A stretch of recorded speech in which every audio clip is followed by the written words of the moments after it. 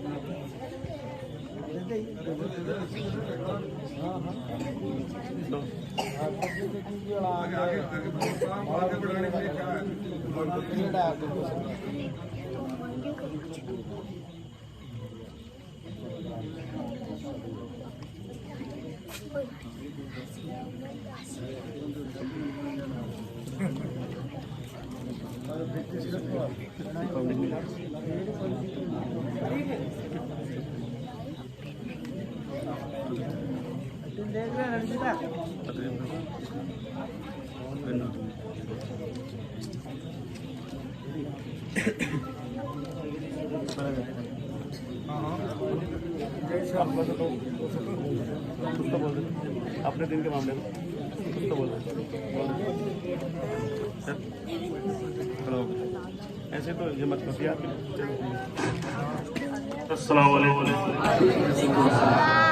सरकार की आमद, सरकार की आमद, दिलदार की आमद, आका की आमद, मक्की की आमद, पत्नी की आमद, प्यारे की आमद, सच्चे की आमद, अच्छे की आमद। आप सबको जश्न रबीउल मुबारक हो और शराने की ढाणी के मदरसे के सभी मेंबरों का दिल की गहराई से शुक्रिया। आपने यहाँ बुला के और मेरी दस्तारबंदी की उसके लिए और हौसला अफजाई की। मैं ज्यादा नहीं बोल के इतना ही कहूंगा कि जो 3-4 साल में सराने की ढाणी और पीपला तो या हमारे ढाणी के जो बच्चों का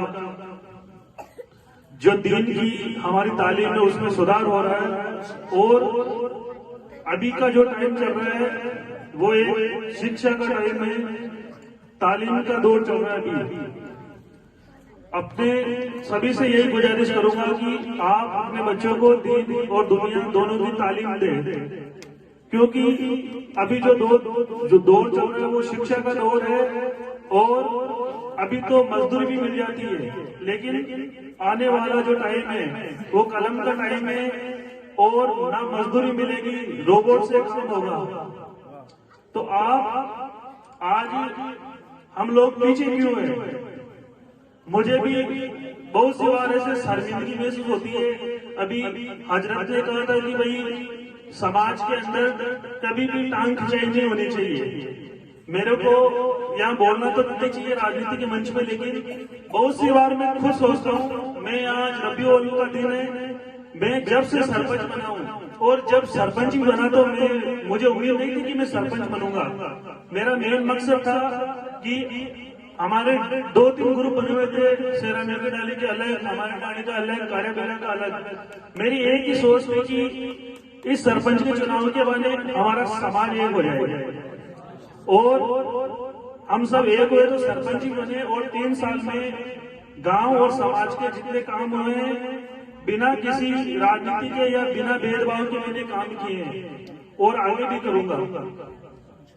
मेरे मन में समाज के किसी भी व्यक्ति के प्रति 1% की ऐसी मेरी भावना नहीं है कि मैं किसी को नीचा दिखाऊं या किसी से जलन रखूं। ऐसा 1% ही हमारे मन में नहीं है। मेरा लिए समाज का जितना एक ओहदे वाला व्यक्ति है उतना ही समाज का गरीब व्यक्ति मेरे लिए सब बराबर है और मैं सबको साथ में लेके सबसे बराबर में सोच के काम करवा रहा हूँ। मैं नौजवान साथियों से इतना ही कहूंगा कि जिस तरह से आपने सरपंच के चुनाव में मुझे हर तरीके से सहयोग किया, अभी 2 साल का जो टाइम है, चाहे मैं आपसे सही करूं या गलत करूं, जो कुछ भी काम करूं, आप नौजवानों से इतना ही कहूंगा कि आप मेरी हौसला अफजाई करो। और आज से 4 दिन पहले मैं मुफ्ती शेर मोहम्मद साहब जोधपुर से मेरी मुलाकात हुई और मेरे साथ में यूनुस खान जी मंत्री जो पीडब्ल्यूडी के मंत्री थे, हम दोनों, और साथ में ये नो बैंक बनाने वाले सबीर जी भी मेरे साथ में थे।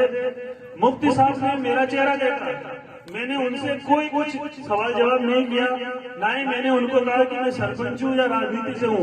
उन्होंने मेरा मुंह देख के एक ही बात कही, राजनीति की, और मैंने मेरे मन में सोचा है ये लिए अपने लिए बोले। उन्होंने कहा कि आप समाज के काम करते रहो, आप कौम की खिदमत करते रहो, आप काम करोगे तो लोग आप में कमी भी निकालेंगे।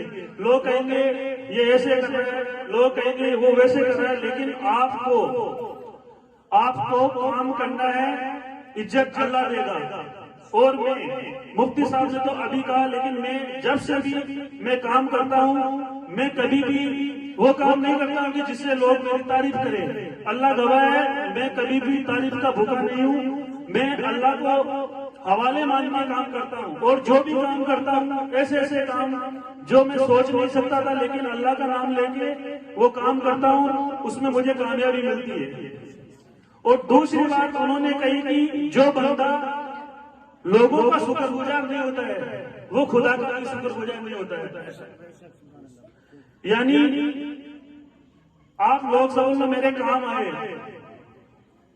मुश्किल समय में आप मेरे काम आए, और मैं आपका शुक्रगुजार नहीं हूँ। मेरे मन में ऐसे लगता है कि यार इग्नोर करूं तो मैं खुदा का भी शुक्रगुजार नहीं हूँ।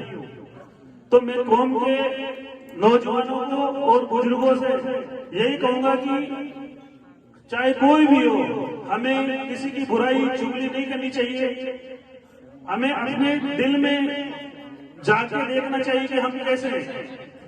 कभी भी किसी की अगर आप हौसला अफजाई नहीं कर सकते, किसी का हौसला नहीं बढ़ा सकते, किसी की तारीफ नहीं कर सकते, तो आपको ये भी हक नहीं है कि आप लोगों में बैठ के किसी को ताने मारो, ये कहो वो कहो, कभी भी नहीं। क्योंकि इतना ही भाई आप खुद को बनाने में लगो, और इंसान जो चाहे वो कर सकता है, बस उसके लिए एक नेक दिल होना चाहिए और सच्ची सोच होनी चाहिए, लगन होनी चाहिए।